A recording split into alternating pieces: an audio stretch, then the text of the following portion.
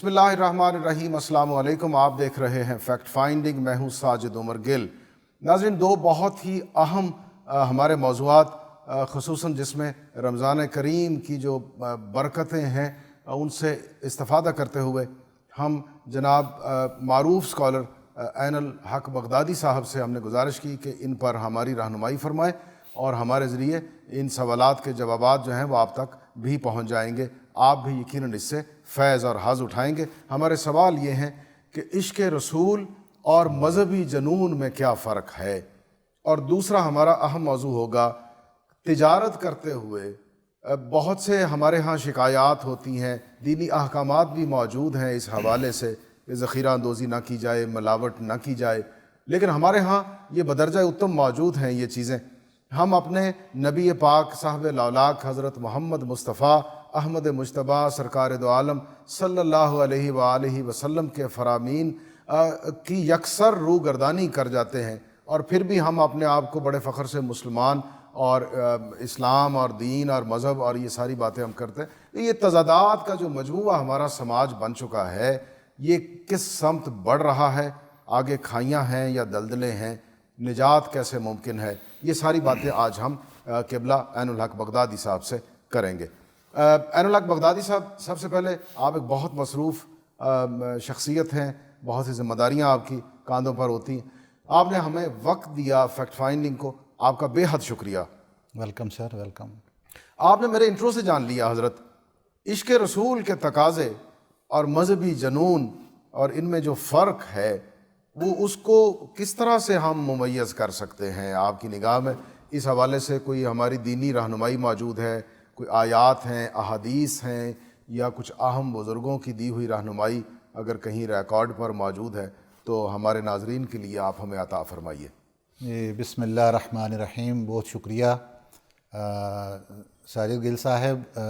گزارش یہ ہے کہ جو ہمارا دین اسلام ہے یہ محبت کا، امن کا اور بھائی چارے کا دین ہے، اور بالخصوص جس سیناریو میں آپ بات کر رہے ہیں تو اس میں ایک بات یہ میں عرض کروں کہ حضور نبی اکرم صلی اللہ علیہ وآلہ وسلم نے فرمایا کہ لا یؤمن احدکم حتی اکون احب الیہ من والدہ وولدہ والناس اجمعین، کہ کوئی بھی شخص آپ میں سے مومن ہونے کا دعویٰ نہیں کر سکتا جب تک اس کے نزدیک میری ذات، اس کے ماں باپ، اس کی اولاد، اس کی اپنی جان سے بڑھ کر اور دنیا کی ہر چیز سے بڑھ کر عزیز نہ ہو جائے۔ سبحان اللہ۔ تو گویا کہ انسان کے جو ایمان کا مرکز و محور ہے وہ محبت رسول صلی اللہ علیہ وآلہ وسلم ہے۔ اس کے ساتھ ساتھ یقیناً کہ لوگ اس محبت کے اندر جب اس طرح کے، کیونکہ اسی حدیث مبارکہ کی ایک دوسری روایت ہے جس میں سیدنا عمر بن خطاب رضی اللہ عنہ، تو آپ موجود تھے آپ علیہ الصلوۃ والسلام کے ساتھ جب آپ نے یہ فرمایا، تو سیدنا عمر بن خطاب رضی اللہ تعالیٰ عنہ نے ہماری تعلیم کے لیے وہاں پر ایک جملہ عرض کیا کہ یا رسول اللہ، آپ مجھے کائنات کی ہر چیز سے، اپنے ماں باپ سب سے بڑھ کر پیارے ہیں، لیکن اپنی جان جو میری جان ہے نا وہ مجھے زیادہ عزیز ہے۔ تو آپ علیہ الصلوۃ والسلام نے فرمایا کہ نہیں عمر، اس وقت تک کوئی مومن نہیں ہو سکتا کہ جب تک اس کی جان سے بھی زیادہ عزیز میری ذات نہ ہو جائے۔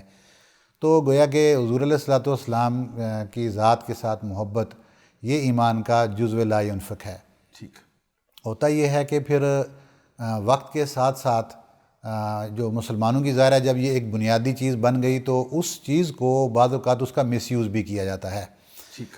آپ نے دیکھا ہے کہ اسلام جو ایک سلامتی والا مذہب ہے، اور جو ویلیوز ہیں اس کی بیسیکلی اخلاق حسنہ، اس کا سب سے بڑا جو آپ کہہ لیں کہ اسلام کا وہ ترہ امتیاز ہے، تو اس اخلاق کے ذریعے بڑی آسانی کے ساتھ آج یہ مذہب یورپ اور دیگر ممالک کے اندر پھیل رہا ہے، اور لوگوں کے اندر بڑی آسانی سے رغبت پیدا ہو رہی ہے کہ وہ اس دین کی طرف راغب ہو رہے ہیں، اور صرف راغب نہیں ہو رہے بلکہ وہ اسلام قبول کر رہے ہیں۔ اور کچھ سرویز کے مطابق امریکہ اور یورپ میں مذاہب میں سب سے تیزی سے جو مذہب پھیل رہا ہے وہ اسلام ہے۔ تو ظاہری بات ہے سرکار کہ جب ایسا ہو رہا ہوگا تو بہت سارے لوگ اس کے اوپر ورکنگ بھی کرتے ہیں کہ ہم اسلام کو کس طریقے سے نقصان پہنچا سکتے ہیں اور اس کے ساتھ ساتھ کس طرح ہم اپنے مذہب کو اس کی یلغار سے بچا سکتے ہیں تاکہ لوگ اس کی طرف راغب نہ ہوں۔ تو ان میں سے ایک طریقہ پھر یہ ہوتا ہے کہ وہ ہمارے مذہب کی ان حساس چیزوں کو چھیڑتے ہیں جن کے ذریعے وہ ہمارے جذبات کو ابھارتے ہیں، اور تاکہ ہم جذبات میں آ کر کچھ اس طرح کی حرکتیں کر بیٹھیں کہ جس کے نتیجے میں ہماری جو پرسنالٹی ظاہر ہوگی وہ ایک بھیانک چہرہ اسلام کا جائے گا۔ اور دنیا جب میں اس کو مکمل کر لوں اگر، تاکہ جب دنیا دیکھے گی تو اس کے سامنے وہ اسلام کا امن سلامتی والا، پیار والا، اخلاق والا، تقوی والا چہرہ نہیں ہوگا، بلکہ وہ ہاتھ میں ایک ڈنڈا ہوگا اور اس کے ذریعے گاڑیاں توڑی جا رہی ہوں، ایمبولینسز کو روکا جا رہا ہو، ہاسپٹلز کے اندر گھسا جا رہا ہو، روڈز بلاک کی جا رہی ہوں، ٹائر جلائے جا رہے ہوں، لوگوں کو مار پٹائی کی جا رہی ہو، اور اس طرح سے کئی لوگوں کو اس میں مارا بھی جا رہا ہو۔ تو جب یہ سین آتا ہے تو پھر اس کو پکچرائز کیا جاتا ہے۔ آپ تو کیونکہ میڈیا سے ریلیٹڈ ہیں، آپ بڑی اچھی طرح اس بات کو جانتے ہیں کہ بہت سارے لوگ ایسے مواقع کے اندر شامل ہوتے ہیں جو پیڈ لوگ ہوتے ہیں، اور پھر وہ عقل اصل ہنگامہ کرتے ہیں، اس موب کو وہ بیسیکلی جذباتی کرنے میں کامیاب ہوتے ہیں، اور اس طرح وہ اپنے ان مقاصد کے اندر کامیاب ہو جاتے ہیں جو وہ پیسہ لے کر کرنا چاہتے تھے۔ آپ نے لاسٹ ٹائم بھی ایک انڈیا سے ہمارا جو دشمن ملک ہے اس کے ایک آرمی کے بندے کا یہ بیان سنا ہوگا، جس نے کہا کہ بڑا آسان طریقہ ہے اگر آپ وہاں پر ہنگامے کروانا چاہتے ہیں تو آپ وہاں کے کچھ علماء کو جو ڈیفرنٹ مسالک سے تعلق رکھتے ہیں ان کو ہائر کریں، اور کیونکہ ان کو پیسے کی ضرورت ہوتی ہے، وہ کیونکہ ان کی اسٹڈی ہے، وہ جانتے ہیں ہمارے علماء اور خطبہ مساجد کے ہماری بھی یہ کمی ہے کہ 10 سے 12 ہزار روپے ہم ان کو تنخواہ دیتے ہیں، تو وہ کہتے ہیں ان کے 12 بچے ہیں تو ان کے پاس پیسے نہیں ہوتے، آپ ان کو پیسے دیں، ان کے ذریعے سے تفریقہ بازی پھیلائیں، اور اس طریقے سے آپ کامیاب ہو جائیں گے اس ملک کو تباہ کرنے میں۔ اچھا، مجھے نا آپ 2-4 باتیں میں آپ اس کو ہم کمپائل کرتے چلے جاتے ہیں کیٹیگوریکلی۔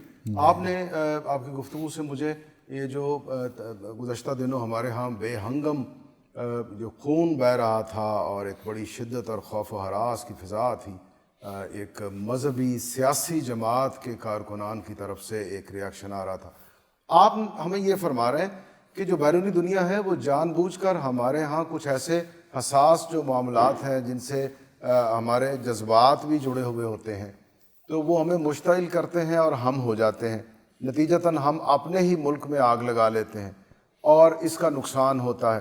اسلام کا وہ جو امن اور سلامتی اور محبت اور بھائی چارے والا جو فیس ہے وہ پیچھے چھپ جاتا ہے، ایک بھیانک سچ ہے۔ آپ یہ فرما رہے ہیں سر؟ جی ایگزیکٹلی ایسے ہی ہے۔ اچھا، آپ نے باتوں میں یہ فرمایا کہ وہ انڈین ایک وہ ہے فوجی ہے، وہ سوشل میڈیا پر یہ باتیں کرتا رہتا ہے کہ پاکستان میں فتنہ فساد کرانا تو بڑا آسان کام۔ آپ نے تذکرہ کیا کہ اس نے کہا کہ مولویوں کو کچھ پیسے دیں گے مختلف مسالک کے اور ان سے ہم اپنے کام کرا لیں گے۔ کیا نعوذ باللہ من ذالک خاکم ودہن اس جدید ترین دور کا جو ہمارا وہ جو علماء کا طبقہ وہ بکاؤ ہے؟ جی دیکھیں، آپ برا مت مانیے گا، میں نے آپ کی بات سے نہیں بالکل میں برا نہیں مان رہا ہوں۔ میں نا کوئی بھی چیز ہوتی ہے تو اس کے کسی ایک اسپیکٹ کو آپ چھوڑ کر اور دوسرے کو آپ پکڑ نہیں سکتے۔ ٹھیک ہے، علماء حق الحمدللہ ہیں، موجود ہیں اور اکثریت ہے ان کی۔ دوسرا مسئلہ جو حب نبی صلی اللہ علیہ وآلہ وسلم کا ہے، حرمت رسول کا ہے صلی اللہ علیہ وآلہ وسلم، وہ بھی موجود ہے اور لوگوں میں حق بجانب ہیں وہ، اور وہ ان کا درست مطالبہ بھی ہے اور درست محبت ہے، ہمارے ایمان کا حصہ ہے۔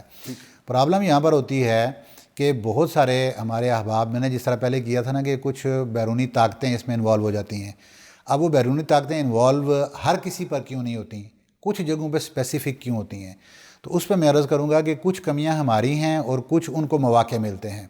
ہماری کمیاں یہ ہوتی ہیں کہ ہماری میجورٹی جو میجورٹی تو نہیں لیکن جو اقلیت آپ کہہ لیں رہ گئی ہے، پہلے تو زیادہ تھا، پہلے میجورٹی لوگوں کی تھی کہ جو ان مدارس میں تعلیم حاصل کرتے تھے کہ جن کے اندر صرف زکوٰۃ اور صدقات کا پیسہ آتا تھا، اور معاشرے کے وہ بچے ہوتے تھے کہ جن کو باقی کوئی تعلیم سے غرض نہیں ہوتی تھی، ان کو لوگ اٹھا کے صرف دینی مدارس کے اندر اس لیے داخل کروا دیتے تھے، اور وہاں شدت پسندانہ نصاب بھی پڑھایا جاتا تھا، ان کو کوئی فیس نہیں دینی پڑتی، ان کو فری میں کھانا مل جاتا ہے، پھر ان کے نصاب کے اوپر تو کوئی چیک اینڈ بیلنس تھا ہی نہیں۔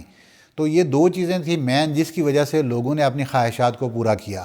اب ہوتا کیا تھا کہ ہزاروں طلباء کسی ایک یا دو اشخاص کے مرہون منت ہوتے ہیں، اور وہ ان کے اوپر اپنی وہ جو رائے یا فکر ہے اس کو لاگو کر سکتے ہیں، تھوپ سکتے ہیں، اور پھر وہ ظاہری بات ہے جن کو انہوں نے پڑھایا رکھا بڑا کیا پروان چڑھایا تعلیم بھی دلوا دی کسی حد تک دین کی جن پر انویسٹ کیا تو وہ ظاہری بات ہے وہ پھر ان کے ساتھ محبت بھی کرتے ہیں. اب پرابلم یہیں سے ہمارا سٹارٹ ہو جاتا ہے. لیکن اب الحمدللہ پاکستان کے اندر آپ نے دیکھا ہوگا کہ آپ کہہ رہے ہیں کہ شخصیت پرستی اور تقلید شروع ہو جی جی بالکل ایسا ہی ہے. کیونکہ جب آپ ایسا علم دینا کسی کو دیں گے کہ جو علم کسی خاص فکر کی بنیاد پر یعنی جو ہماری دنیاوی مفاد پرستی ہے ایجنڈے کے تحت نہ ہو تو وہاں پر لوگ اختلاف بھی کرتے ہیں محبت بھی کرتے ہیں وہ اپنی رائے بھی رکھتے ہیں اور وہ کسی کے ساتھ کھل کے اس کی جائز اور ناجائز ہر بات کو تسلیم نہیں کرتے. اچھا تو اس میں واپس آتا ہوں حب رسول اور عشق رسول کے تقاضے. ایک واقعہ ہماری تاریخ میں بہت بڑا, جناب امیر حمزہ کو علم ہوا کہ ابو جہل نے سرکار دو عالم صلی اللہ علیہ وآلہ وسلم سے بدتمیزی کی ہے, جرأت کی ہے اس نے یہ. تو آپ وہاں گئے اور تاریخ نے لکھا کہ آپ نے اپنی کمان اس کے سر پہ ماری, وہ بھاری بھرکم, اور اس کا سر پھٹ گیا, خون آلود ہو گیا اس کا چہرہ بھی. اور اس کے بعد آپ واپس آئے اور آ کے اللہ کے رسول سے فرمایا کہ میں آپ کا بدلہ لے آیا ہوں. تو آپ نے کہا کہ چچا میں ابھی بہت زیادہ خوش نہیں ہوا آپ کے اس فعل سے, میں تب خوش ہوں گا جب آپ میرے رستے پر چلنا شروع کر دیں گے. جی ایسے ہی ہے نا جی.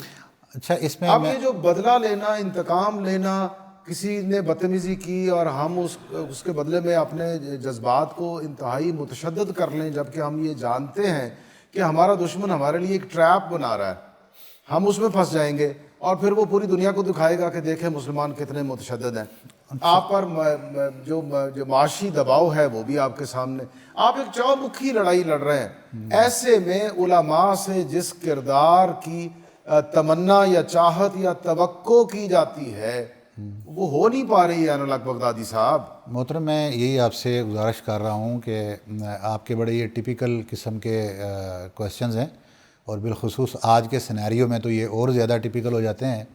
عرض میں یہ کرنا چاہتا ہوں کہ اس وقت اگر کوئی ایسا واقعہ ہوا تو حضور نبی اکرم صلی اللہ علیہ وسلم خود بطور چیف جسٹس موجود تھے, ٹھیک ہے, اور آپ کا یہ فرمان تھا. آپ حضور نبی اکرم صلی اللہ علیہ وسلم کی زندگی کی اور بھی بہت ساری مثالیں موجود ہیں کہ جس میں حکمت کے تحت کام لیا گیا. صلح حدیبیہ تھا, صحابہ کرام نے تلواریں نکال لی تھیں اور وہ فرما رہے تھے کہ ہم ان کے ساتھ جنگ کی ہمیں اجازت دیں اور ہم جنگ کریں گے, ہم اس طرح کا کوئی معاہدہ نہیں کریں گے جس میں ہمیں کمزوری دکھانی پڑے. لیکن آپ علیہ الصلوۃ والسلام نے حکمت کے تحت, کیونکہ آپ اپنی دور اندیشی کے تحت یہ جانتے تھے کہ اس وقت اگر ان کے ساتھ یہ جنگ مول لے لی گئی تو شاید ہم اسلام کا جو بول بالا یا اس کا غلبہ چاہتے ہیں وہ غلبہ نہ لا سکیں, تو آپ نے حکمت کے تحت صلح حدیبیہ میں وہ معاہدہ کیا کہ اگر اس کی شکیں اٹھا کے دیکھ لیں تو میجورٹی اس کی جو کنڈیشنز ہوتی تھیں وہ حضور نبی اکرم صلی اللہ علیہ وسلم یا مسلمانوں کے حق میں نہیں تھیں بظاہر, لیکن اس کے باوجود اس لیے صحابہ جو تھے تھوڑے متذبذب تھے کہ یہ کس طرح کا معاہدہ, یعنی یہاں تک کہ آپ کے قیدی آئے تو ہم چھوڑ دیں گے, ہمارے ادھر چلے گئے تو آپ بالکل. تو اب میری بہت سیاسی شکایت اس کی جو تھی. جی تو میرا یہ باتیں عرض کرنے لیکن وہ تو نبی کا علم تو دیکھیں نا, خدائے بزرگ و برتر کا ودیت کردہ علم ہے, نبی زمانہ ہائے دور دراز تک اس کی سر میں عرض کر رہا ہوں نا, آپ کے سوال میں سے سوال نکلتے جائیں گے بہت سارے, لیکن ایک سوال ادھورا رہ جائے گا, بیچ میں اور سوال آتے جائیں گے. اچھا اب اس میں دیکھیں کہ جب ہم نبی پاک علیہ الصلوۃ والسلام کی زندگی کو معمول بنا رہے ہیں تو ان کی زندگی کے یہ بھی سارے معمولات ہیں. تو جہاں پر ہم ایک اس چیز کو معمول بنا سکتے ہیں تو ہمیں اس کے وہ اسپیکٹس بھی دیکھنے چاہیے جن میں حکمت انوالو تھی. اب اس کے تحت یہ ہوتا ہے کہ اس وقت کیونکہ دنیا کے سارے چیزیں بدل چکی ہیں, اب کوئی ملک بھی کسی دوسرے ملک کے اوپر اس کا یہ حق نہیں بنتا کہ وہ فوری اپنی آرمی اٹھائے اور اس کے اوپر یہ الغار کر دے. حالانکہ اسلام کے اس زمانے میں تو لوگوں کو تبلیغ کی دعوت دی جاتی دین اسلام کی, اور وہ اگر دین کو قبول نہیں کرتے تو ان کو فدیہ کا کہا جاتا, اور فدیہ بھی نہیں دیتے تو ان کے ساتھ جنگ کر لی جاتی. تو کیا آج آپ دنیا کے اندر حضور نبی اکرم صلی اللہ علیہ وسلم یا خلفائے راشدین کے دور کے اس اصول کو آج امپلیمنٹ کر سکتے ہیں؟ اگر کر سکتے ہیں محترم تو آج کسی مجھے اسلامی ملک کے اندر دکھا دیں جہاں پر اس کی مثال موجود ہو. نہیں ہے تو اس کا مطلب یہ ہوا کہ ہم نے آج کی دنیا کی جو ریکوائرمنٹ تھی اس کے اوپر ہم چلے ہیں اور ہم نے اس کا احترام کیا ہے. جو عالمی دنیا کے اندر جو ممالک نے مل کر ایک قانون سازی کی ہے کہ کسی بھی ملک کی جو آزادی ہے اور وہ حدود ہیں اس کا تحفظ یہ ہمارا فرض ہے اور ہم اس کے اوپر یہ الغار نہیں کر سکتے. تو اسی طریقے سے حضور نبی اکرم صلی اللہ علیہ وسلم کی زندگی کی جو پہلو ہے حکمت والا, ہم نے اس کو بھی نہیں چھوڑنا, لیکن اس کے ساتھ ساتھ ہم نے اپنے احتجاج سے پیچھے بھی نہیں آنا اچھا، احتجاج کا مگر طریقہ احتجاج کا طریقہ مختلف ہے. جی بالکل. اب احتجاج ہمارا زبان سے ہو سکتا ہے, ہمارا علم کے ذریعے ہو سکتا ہے. حکمت یہ ہے نا کہ اگر کسی نے ہمارے اوپر علمی الغار کی ہے تو ہم اس کا علمی جواب دیں. اگر کسی نے جس انداز میں بات کیا ہم اس انداز میں اس کا جواب دیں, اور پھر جواب کی جگہ بھی دیکھیں کہ اگر جو مقام بنتا ہے جواب کا وہاں جواب دیا جائے. مطلب غلطی ایک کسی اور بندے نے کی یا کسی اور ملک کے اندر ہوئی, آپ اپنے ملک کے اندر اپنے ہی لوگوں کے اگر جلاؤ گراؤ کریں گے اور راستے بند کر دیں گے اور زندگی کے سارے معاملات روک لیں گے اور بند کر دیں گے تو ظاہری بات ہے کہ یہ وہ والا اسلوب نہیں ہوگا. اس کے ساتھ ساتھ میں یہ بھی عرض کروں گا کہ ہم اس کے دوسرے اسپیکٹ کو بھی مت بھولیں کہ حکومتوں کا بھی یہ فرض بنتا ہے کہ وہ کسی کے اوپر گولی چلانے کے بجائے, لوگوں کو مارنے کے بجائے وہ امن کا راستہ تلاش کریں. حکومتوں کا کام ہی یہی ہے.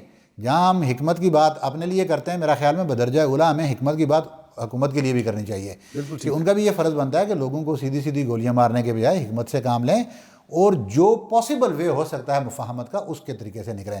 جو بعد میں مجھے بریک پر جانا ہے, بریک سے پہلے مجھے کوئکلی ہاں نام ایک جواب دیجئے, کیا اسلام میں شریعت میں اسٹیٹ ود ان اسٹیٹ کا کوئی تصور موجود ہے؟ جی نہیں, یہ بیسیکلی ظاہری بات ہے کہ کوئی بھی اسٹیٹ ہے تو اولو الامر جو ہے اس کی آپ کو اس کو فالو کرنا پڑتا ہے. وہ کسی بھی لیول کے ہوں, آپ کو انہیں کو فالو کرنا ہوتا ہے. آپ ان کے اندر ایک نئی اسٹیٹ قائم نہیں کر سکتے. بالکل ٹھیک بات ہے. اور احتجاج کرنے والے گولی چلانے سے پہلے, آگ لگانے سے پہلے, جلاؤ گھیراؤ کرنے سے پہلے یہ سوچ لیں کہ یہ سامنے جس پر میں حملہ کرنے والا ہوں یہ بھی کلمہ گو مسلمان ہے, اور نبی کا یہ حکم ہے کہ کسی ایک بے گناہ, وہ آپ تفصیل اس کی جانتے ہیں, تو ہمیں ان سے بالکل ایک بندے کا قتل پوری انسانیت کا قتل ہے اور قتل ہوتا ہے, بالکل اس سے باز رہنا چاہیے. لیکن ہمیں کوئی ایسا فعل احتجاج کرتے ہوئے بھی نہیں کرنا جس سے ہمارے نبی کی شان میں ہم خود ہی کمی کے سبب بن جائیں. میں اس لیے عرض کر چکا ہوں نا کہ ہمیں حضور کی زندگی کے سارے معمولات کو دیکھنا ہوگا. بالکل ٹھیک بات. ہم کسی ایک اسپیکٹ کو لے لیتے ہیں اور اس کے علاوہ زندگی کے بہت سارے اسپیکٹس کو, پہلوؤں کو بھول جاتے ہیں. گریٹ. تو یہ نہیں ہونا چاہیے. احترام انسانیت, اور ایک دیکھیں نا آپ کی وجہ سے اگر ایک مریض جاتے ہوئے راستے میں مر جاتا ہے, جام بحق ہو جاتا ہے, تو وہ بھی آپ کے کھاتے میں جائے گا, آپ کے شانوں پر. ہاں ہمارے کاشانوں پہ آئے گا. عین الحق بغدادی صاحب, وقت ہوا چھوٹے سے بریک کا. ناظرین, عین الحق بغدادی صاحب سے نہایت مختصر وقت میں بہت ہی اہم جو معلومات ہیں, جو علمی نکات ہیں, رہنمائی ہے, وہ ہم حاصل کرنے کی کوشش کر رہے ہیں. وقت ہوا ایک چھوٹے سے بریک کا. ہم اس گفتگو کو بریک کے بعد بھی جاری اور ساری رکھیں گے. آپ ہمارے ساتھ ہیں.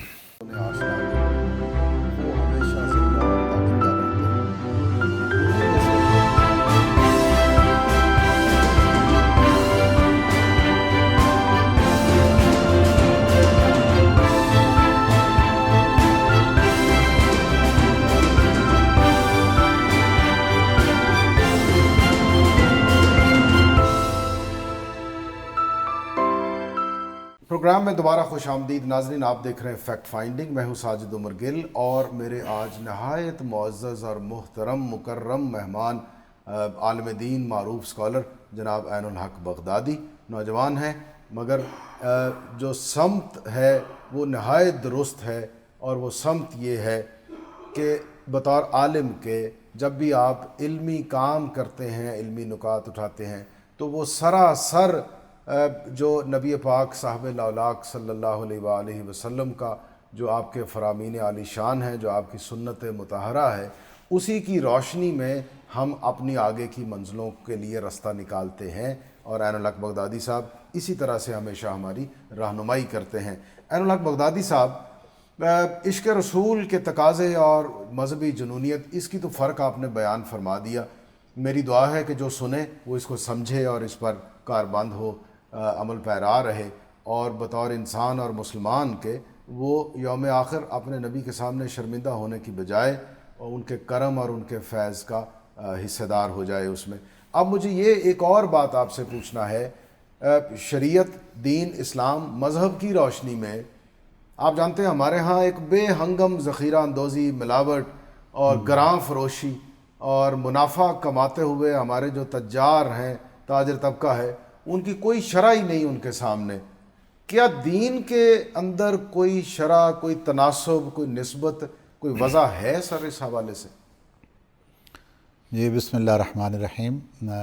اگر تو آپ کیٹاگوریکلی صرف منافع کے اوپر بات کرتے ہیں تو اس شریعت اسلامیہ کے اندر منافع کمانے کے لیے کوئی خاص حد مقرر نہیں ہے. اچھا. یعنی کوئی ایسی دلیل پائی جائے جس میں یہ کہا گیا ہو کہ آپ نے اپنے کیپٹل کے اوپر اتنے % منافع لینا ہے، اس سے اوپر لیں گے تو وہ حرام ہو جائے گا. اوکے. ایسا نہیں ہے. ٹھیک. اب آپ یعنی ظاہری بات ہے قطعاً نہیں ہے جتنا مرضی کو کما جی جتنا مرضی کوئی کما لے. اب یقیناً اس سے فوری طور پہ یہ سوالات اٹھتے ہیں کہ پھر آج کے زمانہ میں جو 1 روپے کی چیز کو 10 روپے میں فروخت کیا جاتا ہے تو اس کا مطلب ہے کہ یہ بھی جائز اور درست ہوا. لامحالہ لوگ یہی تصور کیا جاتا ہے. تو اصل میں بات یہ ہے کہ یہ جو دین اسلام ہے یہ کسی فرد کا دین نہیں ہے. ٹھیک. یہ بیسیکلی افراد کا دین ہے اور یہ پورے معاشرے کا دین ہے، معاشرتی دین ہے، دین سماجیات ہے اور یہ پوری انسانیت کے ساتھ تعلق رکھتا ہے.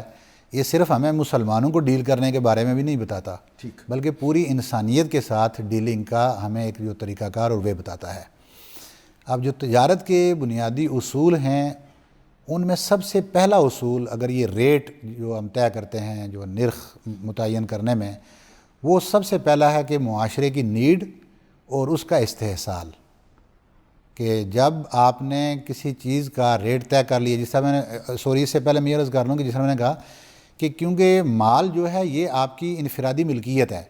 اوکے. اب مثال میں دیتا ہوں، یہ میرے گلاسز ہیں تو یہ میری ملکیت میں ہیں. ٹھیک ہے. اب میں اس کو فروخت کرنا چاہتا ہوں تو کیونکہ یہ معاشرے کی بیسک نیڈ میں شامل نہیں ہے، پہلی بات. ٹھیک ہے. تو ہو سکتا ہے میری ذاتی جب ملکیت ہے تو میں اس کو کہتا ہوں جی میں نے یہ 600 روپے کی یا 1000 روپے کی سیل کرنی ہے اور کوئی اس کی 500 ہوگا. اب کسی کی مرضی نہ کوئی خریدے یا نہ خریدے، اس اینک سے انٹرسٹ ہوگا یا اس کوئی اکا دکا ہوگا تو کوئی اکا دکا ہوگا. لیکن میری کہنے کا مقصد یہ ہے کہ میری جب ملکیت ذات کی ہے تو بھائی جس کو اس کی ضرورت نہیں ہے وہ نہ خریدے، میں لے کر بیٹھا رہوں گا. ٹھیک بات. تو پڑی رہے گی نا میرے پاس. ٹھیک ہے. میرا اس سے کہنے کا مطلب یہ ہوگا جو میں ڈیرائیوڈ یہاں سے کرنا چاہتا ہوں کہ اگر کسی نے اپنی ملکیت کے مال کو گراں فروشی کے تحت اس کے ریٹ بڑھا کر فروخت کرنا چاہتا ہے تو کیا آپ اس چیز کے لیے بھوکے مرنے لگے ہیں کہ آپ نے وہی خریدنی ہے؟ آپ چھوڑ دیں اور کچھ دنوں کے لیے آپ اس چیز کو روک دیں. مثال میں دیتا ہوں، ٹماٹر کا ایک عرصے میں مہنگائی ہوئی، آج کے زمانے میں چینی کی مہنگائی ہو رہی ہے، رمضان میں ہر چیز کی مہنگائی ہے، بالخصوص فروٹس کی مہنگائی بہت زیادہ ہو جاتی ہے. تو میری مسلمانوں سے یہ گزارش ہے کہ اگر آپ 4 دن کے لیے فروٹ کھانا چھوڑ دیں، پہلی بات تو یہ ہے کہ فروٹ نہ کھانے کی وجہ سے انشاءاللہ کوئی فوت نہیں ہوگا. 4 دن میں جو گراں فروش ہیں اور جنہوں نے ذخیرہ اندوزی کے ذریعے فروٹ اکٹھے کر رکھے ہیں ان کے یہ فروٹ خراب ہونے شروع ہو جائیں گے. وہ آدھے سے بھی کم ریٹ پر آپ ہی کو فروخت کرنے کے لیے آ جائیں گے، بلکہ آپ کے گھروں تک پہنچیں گے. یعنی آپ اپنے دام میں صیاد آ جائے گا بس. تو اب کرتے کیا ہیں کہ یہ ہماری غلطی ہے کہ جب کوئی چیز اگر 4 روپے کی بک رہی تھی مارکیٹ میں، اگر وہ 5 کی ہوئی یا 6 کی ہوئی تو ہم ایک مصنوعی قلت ہم خود پیدا کرتے ہیں. وہ کیسے کرتے ہیں؟ وہ طلب بڑھ جاتی ہے. میری ریکوائرمنٹ ہے 2 کلو، کمی کی بنا پہ جو بیچنے والا ہے وہ کہتا ہے جی اتنے پہ لینی ہے. میری ریکوائرمنٹ 2 کلو ہے، میں خریدوں گا جا کے 8 کلو کہ اب یہ مہنگے ہو رہے ہیں تاکہ میں گھر میں محفوظ کر لوں، اور وہ 8 کلو بھی میکسیمم خراب ہو جائیں گے. تو میں نے جب ہر بندے نے 8-8 کلو خریدنے شروع کر لیے، ریکوائرمنٹ 2-2 کلو تھی، ڈیمانڈ بڑھ گئی. ڈیمانڈ بڑھے گی تو پیچھے والے ظاہری بات ہے اپنے ریٹ کو بھی بڑھا کر پیش کریں گے. تو نمبر 1 کہ جب بھی کسی چیز کے بارے میں ایک انفرادی اور تعیشات کے جو زمرے میں آتی ہیں، اور ایک وہ چیزیں ہیں جو بیسک نیڈز ہیں سوسائٹی کی. بیسک نیڈ میں خوراک ہے، جیسے آٹا ہے، چینی ہے، دالیں ہیں یا دودھ ہے، تو یہ وہ بنیادی چیزیں ہیں جو معاشرے کی ضرورت ہیں. تو ان کے اسعار کے بارے میں یہ کہا گیا کہ اس طرح سے طے کیے جائیں جس میں لوگوں کا استحصال نہ ہوتا ہو. یہ کس نے کہا ہے؟ یہ شریعت کے اندر موجود ہے. نہیں، آپ اسے قبل فرما رہے تھے نا کہ منافع کی جو شرح ہے، میں وہی عرض کر رہا ہوں نا کہ منافع کی شرح تو یہاں پر بھی نہیں ہے.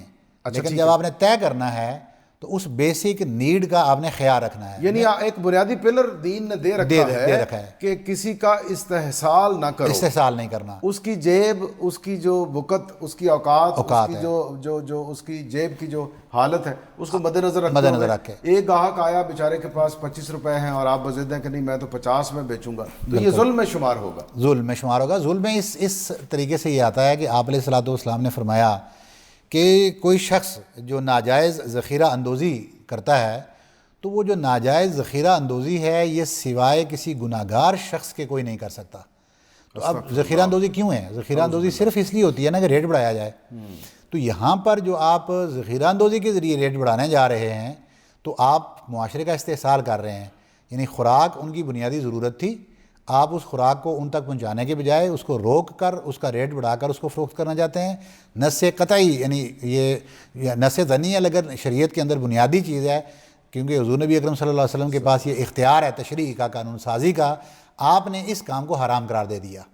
استحصال کرنا، آپ کسی کے ساتھ ظلم اور ظلم کرتے ہیں تو اس کو حرام قرار دے دیا، ذخیرہ اندوزی کو براہ راست۔ یعنی اس میں ایک سویٹنس یہ ہے کہ جو شخص آپ کی ریڑھی پر، آپ کی دکان پر آ گیا ہے کوئی چیز خریدنے، تو آپ مد نظر رکھیں کہ یہ جو لینے آیا ہے اس کے پیچھے کو 2 بچے بھی ہوں گے، کوئی بوڑھی ماں بھی بارک ہوگی، اللہ فیک، ان کے لیے لے جانا چاہتا ہے، لے کے جانا اور چاہتا ہے۔ جب آپ استحصالی رویہ اپنا کر اسے کہتے ہیں چل چل بھاگ یہاں سے، یہ تو میں اتنے روپے کلو میں دوں گا، کم نہیں ہو سکتی، چلو بھاگو، بالکل ایسے ہی تو ہے، آپ نے اس کو مایوس لوٹا دیا، مایوس، اور اس کی اللہ رب العزت کو یہ پسند نہیں ہے، اللہ کے رسول کو بھی یہ پسند نہیں۔ تو ہمارا تاجر طبقہ جو ہے ان کے لیے عین الحق بغدادی صاحب آپ کا یہ کہا ہوا بہت مستند ہے، چونکہ آپ قرآنی اور احادیث کے حوالے سے ہمیشہ بات کرتے ہیں۔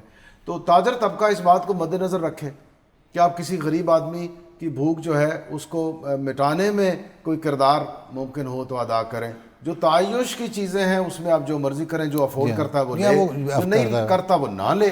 لیکن یہ جو انسان کی روزمرہ کی اشیاء ضروریہ ہے، جیسے آپ نے گنوائی آٹا، چینی، دال ہے، دودھ ہے، اس طرح کی چیزیں، اس میں یہ جو بے ہنگم مہنگائی کا طوفان عوام کے سروں پر تلواروں کی طرح لٹکتا ہے، یہ بڑا ظالمانہ ہے عین الحق بغدادی صاحب۔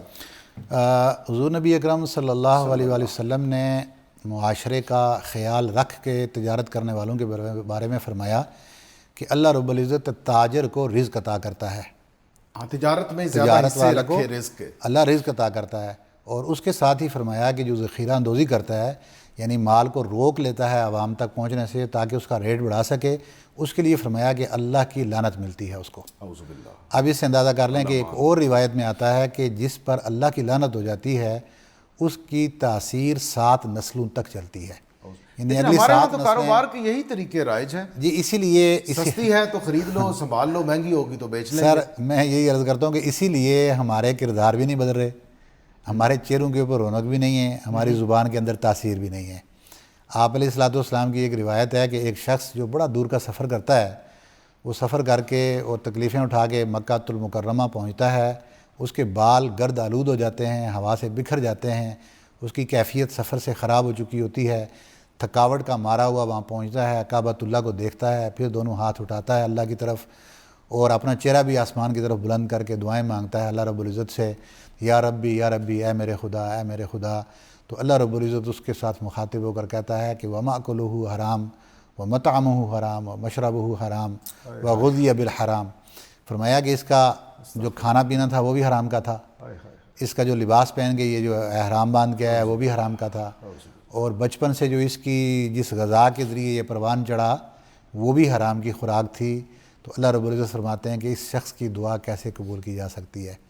آج یہی ذخیرہ اندوزی اور یہی حرام خوری اور گراں فروشی ہے کہ جس نے ہمارے کرداروں کو ناکارہ بنا دیا ہے، ہماری زبانوں کی تاثیر کو ختم کر دیا ہے، ہمارے اندر ویلیوز کو مٹا دیا ہے، اور آج ہم سوسائٹی کے اندر ذلیل و خوار ہو کر اگر زندگی گزار رہے ہیں تو اس کی جڑوں میں اصل وجہ یہی ہے۔ عین الحق بغدادی صاحب، میں چلتے چلتے یہ بات چل ہی پڑی ہے، آپ نے تضادات کی بات کی ہے، دعائیں قبول نہیں ہوتی، اس کی وجوہات آپ نے بہت مفصل آپ نے بیان فرما دی۔ ہمارے ہاں بہت سے لوگوں، سیاسی مذہبی لیڈروں، حتیٰ کہ کچھ علماء کے کہنے پر ہمارا تاجر طبقہ جو ہے وہ ہڑتال کر دیتا ہے، شٹر ڈاؤن ہو گیا، پہیہ جام ہو گیا، یہ ہو گیا، وہ ہو گیا۔ نبی کے کہنے پر ذخیرہ اندوزی اور ملاوٹ سے باز نہیں آتا، یہ کیسا تضاد ہے؟ یہ کہاں کی مسلمانی ہے حضرت؟ حضور نبی اکرم صلی اللہ علیہ وآلہ وسلم کا ایک اور ارشاد مبارک ہے جو براہ راست اسی کے متعلق ہے کہ آپ نے فرمایا کہ جو شخص غلہ روک کر یعنی اس کی ذخیرہ اندوزی کرتا ہے اور پھر اس کو وہ مہنگے داموں فروخت کرتا ہے تو اللہ رب العزت ایسے شخص کو افلاس کی حالت میں اٹھاتا ہے، یعنی وہ ساری زندگی وہ خود غریب ہو جاتا ہے اور غریب ہی رہتا ہے۔ اس کے پاس اگر مال آ بھی جائے گا تو اللہ رب العزت اس کے اندر افلاس کی صفات پیدا کر دے گا، وہ اربوں کھربوں بلینز آف ڈالرز بھی کما کے وہ سیر نہیں ہوگا بلکہ وہ بھوکوں والی حرکتیں ہی کرے گا، اور جب دنیا سے جائے گا تو وہ مفلس کے طور پر ہی جائے گا۔ اور اس کے ساتھ ساتھ ایک اور بڑی امپورٹنٹ روایت ہے جو کہ انہی لوگوں کے لیے اور بالخصوص جو مال کو حکومتوں کے کہنے پہ ہو اپنی مرضی سے ہو یا کسی بھی وجہ سے وہ مال کو روک کر فروخت کرتا ہے تو حضور نبی اکرم صلی اللہ علیہ وسلم نے فرمایا کہ وہ اللہ سے بیزار ہوا اور اللہ اس سے بیزار ہو گیا۔ تو باقی کیا بچا جی پھر؟ تو اس لیے میں اس کے اوپر ایک اور مثال آپ کے سامنے پیش کرنا چاہوں گا جو اسعار یعنی ریٹس کے طے کرنے میں اور مشکل حالات کے اندر اپنے مال کو فروخت کرنے کا جو طریقہ ہے اس کے اوپر بڑی اہم دلیل ہے۔ مدینہ شریف کا یہ زمانہ تھا جو ابتدائی زمانہ، اور حضرت عثمان غنی رضی اللہ تعالیٰ عنہ کی تجارت کو کون نہیں جانتا، اور آپ نے اسی وقت مال منگوایا ہوا تھا گندم کی صورت میں اور غلے کی صورت میں، لیکن وہ مال ابھی وہ زمانہ جو اونٹوں پہ مال آتا تھا، تو مدینہ شریف میں اس وقت قحط سالی کا زمانہ آ گیا اور لوگوں کے پاس کھانے پینے کو کچھ نہیں تھا۔ تو جس دن وہ مال وہاں پہ پہنچا شدید قحط تھا مدینہ میں، اور روایات میں آتا ہے کہ وہ 500 یا 1000 اونٹ اور 5-5 ہزار اونٹ تک کی بھی روایت ہے کہ اتنا غلہ تھا وہ۔ اچھا، کیونکہ آپ ان کی تجارت کو آپ جانتے ہیں کہ وہ ماشاءاللہ سے اللہ رب العزت نے ان کی تجارت میں بڑی برکت دے رکھی تھی۔ تو جب یہ مال وہاں پہ پہنچا تو آپ نے منادی کروائی کہ مدینہ کے تجار سارے اکٹھے ہو گئے، کیونکہ ظاہر تاجروں کو پتہ تھا کہ اس وقت اچھا منافع کمایا جا سکتا ہے۔ آپ نے ایک بولی لگائی کہ مجھے زیادہ پرافٹ کون دے گا، تو وہاں پر بولی شروع ہو گئی۔ کسی نے کہا جی کہ آپ کو اس مال کے اوپر ہم 10% تک پرافٹ دیں گے، کسی نے کہا ہم 15% تک پرافٹ دیں گے، کسی نے 20% کا کہہ دیا، تو یعنی کہ ڈبل سے بھی اوپر پرافٹ آنا شروع ہو گیا۔ تو آپ نے یہ ساری باتیں سننے کے بعد فرمایا کہ نہیں، میں آپ لوگوں کو یہ مال فروخت نہیں کروں گا، مجھے کوئی اور اس سے بھی زیادہ پرافٹ دے رہا ہے۔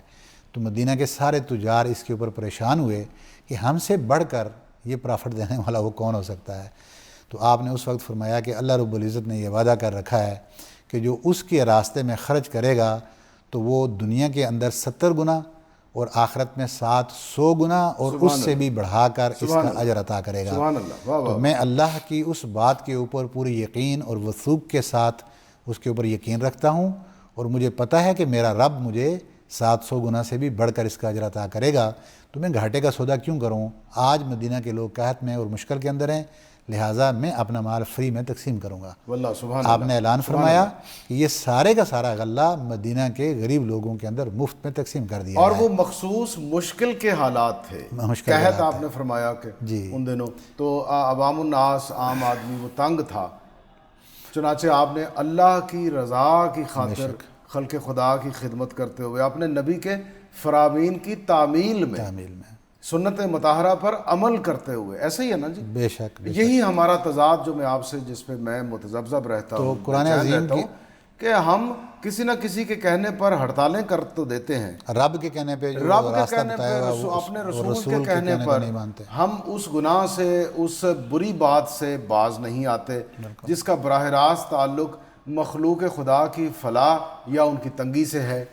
بلکہ وہ تو خدا کا فرمان ہے کہ میں اپنی مخلوق سے پوچھ کر ہی پھر فیصلے کروں گا تمہارے۔ میں یہاں پر ایک جملہ یہ بھی کہوں گا جو مناسب بنتا ہے میرے خیال میں، کہ حضور نبی اکرم صلی اللہ علیہ وآلہ وسلم کی تعلیمات کو قصداً چھوڑ دینا بھی حرمت رسول میں آتا ہے۔ بالکل، کہ اس کا آپ مطلب یہ ہے جان بوجھ کے کہ ہم جو فالورز ہیں کلمہ پڑھنے پر، ہم نعوذ باللہ من ذالک اپنے نبی کی توہین کسی اور سے زیادہ کرتے ہیں، اس لیے کہ ہم ان کیونکہ کی ہم منہ باتوں، گردانی کر رہے ہیں۔ ایک تو یہ نا کہ بندہ کوشش کرتا ہے باوجود اس کے اوپر عمل نہیں ہو پایا تو اس کو چھوڑ دیا، لیکن ایک طریقہ یہ ہے کہ ہم جان بوجھ کر جانتے ہوئے کہ رسول اللہ صلی اللہ علیہ وسلم نے ان سے منع فرما دیا یہ کام نہیں کرنا، یا پھر بھی اس کا کرتے ٹھٹھا ہیں، اڑانا یا اس کا تو یہ مذاق ہے، انکار کرنا، یہ مذاق ہے، یہ یہ دین کا مذاق ہے، یہ دین کا، اور اللہ رب العزت اس سے ناراض ہوتے ہیں۔ ایسے ہی ہے انور الحق بغدادی درست صاحب۔ بات ہے، درست انور الحق بات ہے۔ بغدادی صاحب، میری آپ سے گزارش ہے، آپ اپنی رمضان کریم کی جو خصوصی دعائیں ہیں اس میں ہم سب مسلمانوں کا، پاکستانیوں کا، اور میری ذاتی طور پر میں اپنے لیے بھی آپ سے منت کش ہوں، آپ اپنی دعاؤں میں ہم سب کا حصہ رکھیے گا۔ آپ کی علم سے، آپ کی دی ہوئی رہنمائی سے بہت سو کا فائدہ ہوتا ہے، وائس ورثہ میری دعا ہے کہ اللہ کریم آپ کو بھی صحت مند اور عافیت سے رکھے۔ آج آپ نے ہمیں وقت دیا، آپ کا بے حد شکریہ سر، بہت شکریہ جی آپ کا، ویلکم۔ ناظرین، آپ نے انور الحق بغدادی صاحب کی گفتگو سنی، یہ بہت بلیغ ہے، بہت فصیح ہے، بہت واضح ہے۔ اگر ہم نے اپنے رب کو راضی کرنا ہے تو ہمیں اپنے رسول کی جو سنت مطہرہ ہے اس پر عمل پیرا ہونا پڑے گا، زندگی کو اسی طرح سے استوار کرنا ہوگا جیسے اللہ اور اس کے رسول نے ہمیں فرما رکھا ہے، ہم اس سے اگر ڈیوییٹ کر دیں گے تو خدا بھی ناراض، رسول بھی ناراض، پھر یقین جانیے ہمارے لیے کہیں جائے پناہ باقی نہ رہے گی، خواہ وہ یہ دنیا ہو یا اس سے آگے کی دنیا ہو۔ ساجد عمر گل کو فیکٹ فائنڈنگ سے اس دعا کے ساتھ اجازت دیجیے کہ وطن عزیز پاکستان پر وہ فصل گل اترے کہ جسے کبھی کوئی خوف خزاں نہ ہو۔ اللہ نگہبان، زندہ باد پاکستان۔ وہ ہمیشہ زندہ